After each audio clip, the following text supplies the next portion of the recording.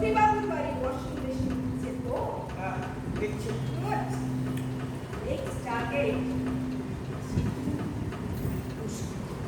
তার মানে তোমাকে বিশ্বাস করে আমার কাছে তো আসছে।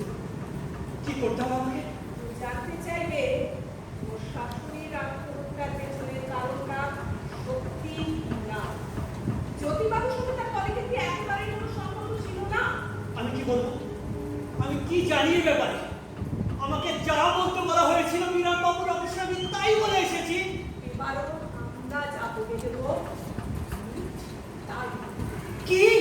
হ্যাঁ, রিলেশন ছিল আর সুইসাইডটাও সেই জন্য। এটা কি সত্যি?